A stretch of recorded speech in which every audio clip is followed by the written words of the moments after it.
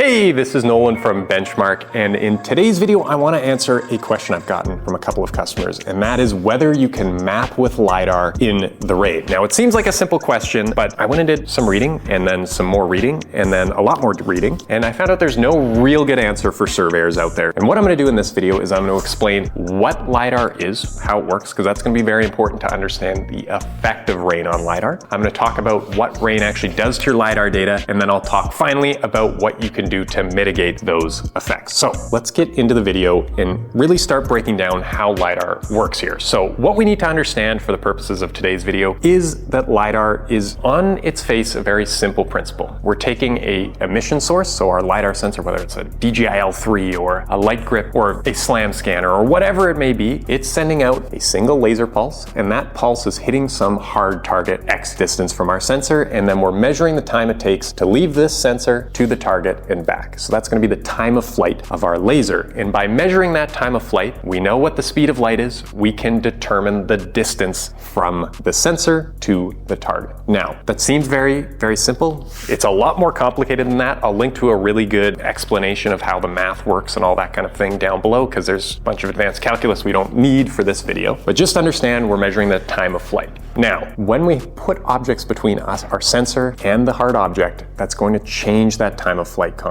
Okay, so we understand the basic principles of how LiDAR works. Now we need to understand what the rain is actually doing to your laser pulse. So why I have this glass of water here is to kind of give you a very dramatic example. This is obviously bigger than any raindrop we'd ever deal with, but what we need to remember is that light changes path when it's going through mediums of different densities. So like the classic experiment you probably did in kindergarten or elementary school, when you stick a straw into a body of water, like a glass of water, it changes how it looks. So in my case, it makes it a little bit magnified, and it doesn't look like it's connected exactly the same when we stick it in the water glass. Now, what that means for our laser pulse is a couple of different things. So as it leaves the sensor, it can collide with a raindrop. Now, there's a number of different factors that could happen. The first one is attenuation. So when that laser pulse hits the raindrop, it just disappears effectively. The raindrop eats it up. It doesn't ever come back to your sensor, and we lose that data. So the first thing that's going to happen is you're going to lose some of the effective data you have in your scan. Now, the second effect can be caused when we hit the water glass, but instead of losing the signal or disappearing, it just gets changed. It gets refracted or diffracted, and it changes its path a little bit so that when it comes back to the sensor, its time of flight is affected ever so slightly, and it maybe isn't hitting exactly where the sensor expects. Now, what that means is you're going to see kind of points that maybe aren't lining up exactly like you think they should. So you might see things that are a little bit further or a little bit closer, or even just an extra level of noise at your ground level. And then the final one, and one that's probably the most annoying for a lot of people, is that the laser hits the droplet of water, and then instead of passing through or disappearing, it hits it and is reflected straight back into the sensor. And what happens there is we're going to see just an extra level of noise that is not of any object in our space. It's not going to be the hard object. It's not going to be a tree, a house, blade of grass, whatever it is. And that means that your return that you're getting is just going to be kind of amorphously in the air, giving you a higher degree of noise. So long story short, what the rain is going to do is it's going to increase the amount of noise that you have in your survey.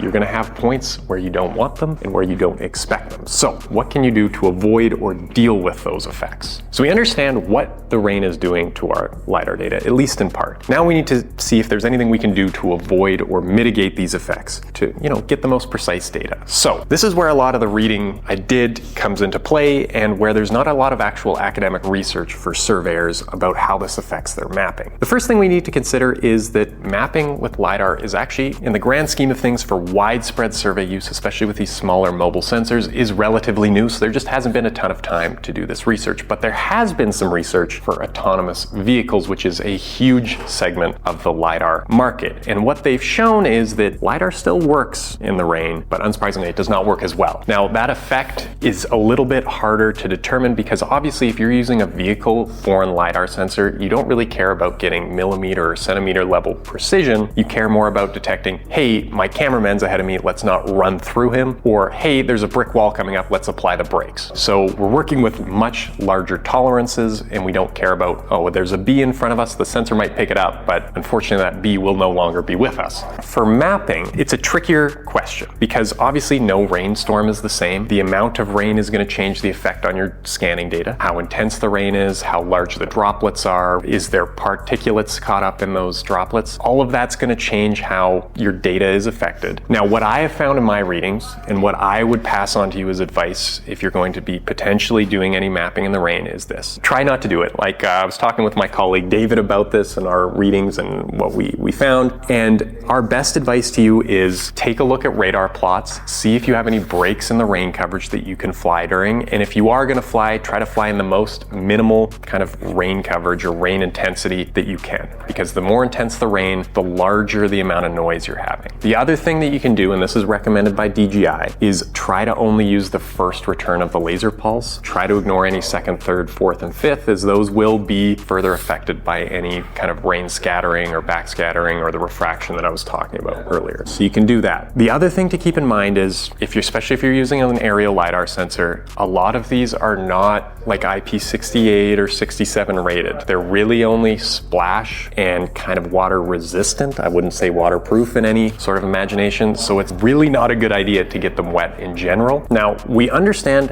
how LiDAR works and what rain does to our LiDAR signals. The question we need to ask now is, can you map in the rain with LiDAR equipment, especially aerial LiDAR equipment? I'm going to say the long story short is I would highly recommend not doing that because it's going to introduce quite a bit of noise into your data. Now, obviously, in the real world, that's not always going to be the case. You are going to have times when your drone's flying and you get hit by a rain squall, or you have a deadline coming up and you need to get work done. From all of my reading, LiDAR will still work in the rain. It's not going to be a complete waste of your time, but you do need to account for a couple of things. The first one is DJI. They recommend using only the first pulse return. That will give you the best chance of having accurate and precise data that is actually your ground level and not backscattering and random effects from the rain. The second point is to keep in mind your drone's IP rating. Your drone is only IP 55 and 54 rated most of the time. I don't know of any drones with higher IP ratings. Do correct me in the comments if you know of some good examples. But what that means is your drones are only splash proof. So